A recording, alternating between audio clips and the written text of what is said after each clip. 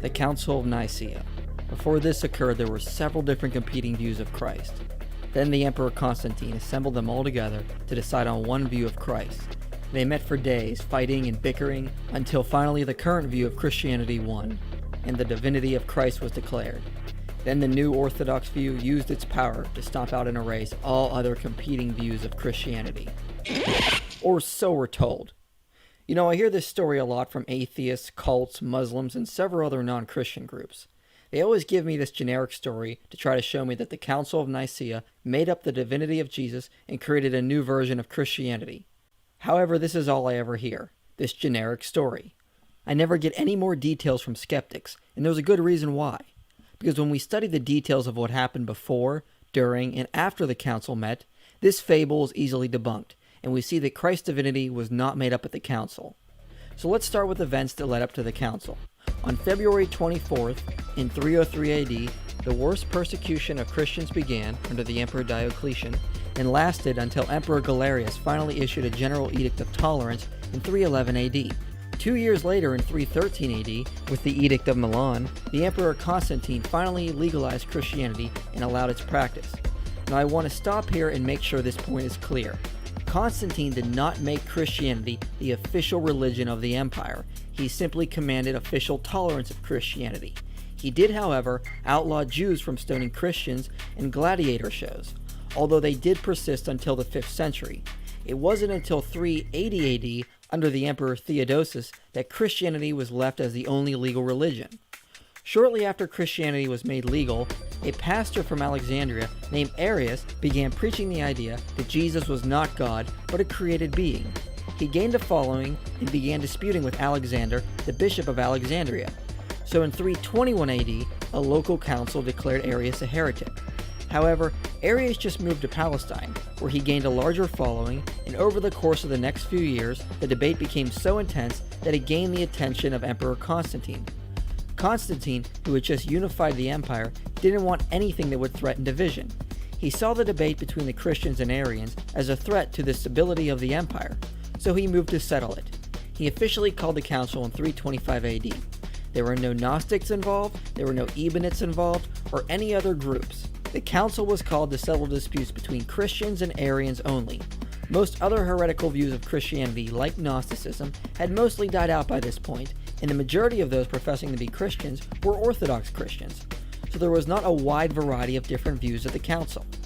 Although Constantine originally invited over 1,800 bishops from across the empire, only around 300 were able to attend. Most of them were from the east, with only about a dozen representing the west. Now it should be remembered what happened to these men less than 2 decades ago. Most of them suffered through one of the greatest Christian persecutions of all time. Many of them faced brutal torture and imprisonment for their faith.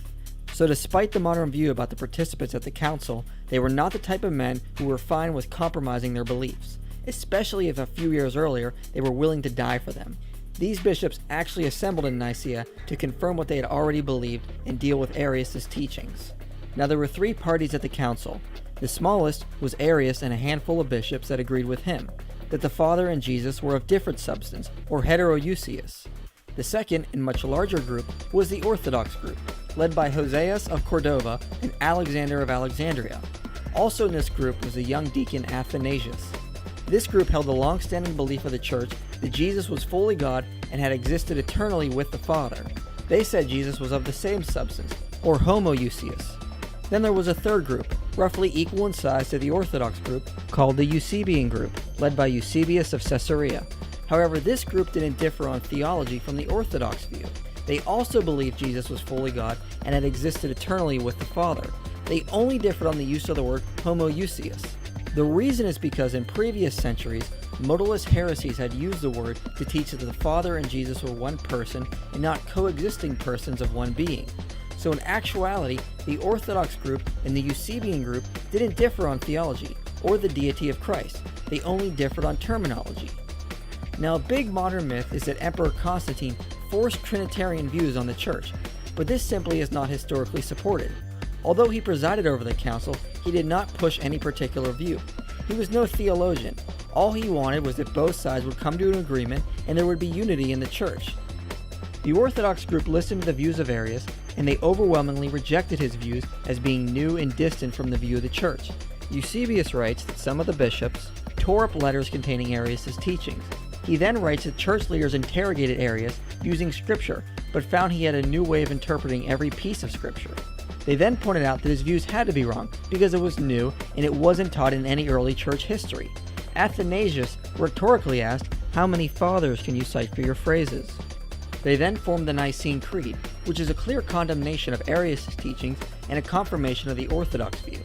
In the end, all but Arius and 2 bishops signed the creed, clearly showing there was no major divisions in church theology. The council then moved to deal with other issues, such as which day to formally celebrate Easter. They formally denounced Gnosticism and other minor sects, publicized 20 canon laws, and dealt with other minor issues. The council did not decide on the biblical canon.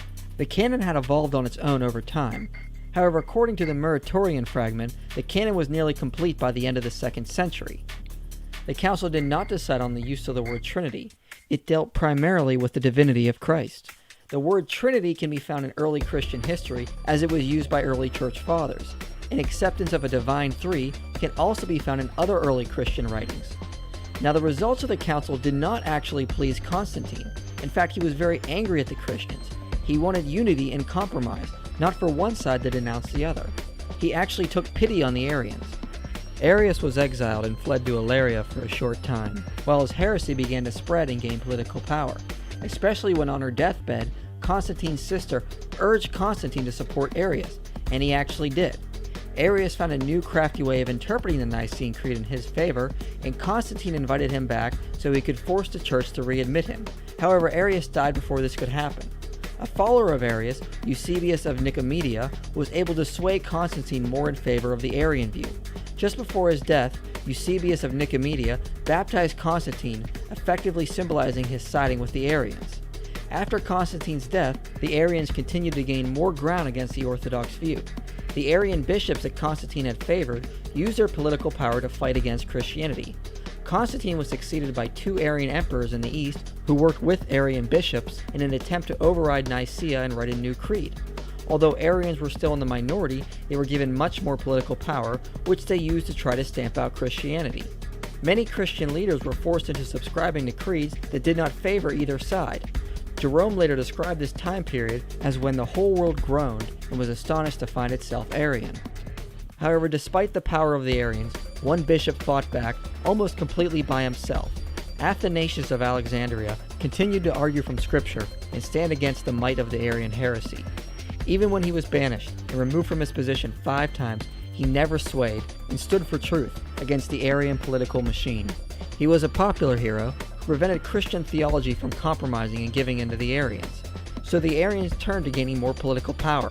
But just before the Arians completely consolidated their hold over the empire, they turned to internal fighting and destroyed themselves.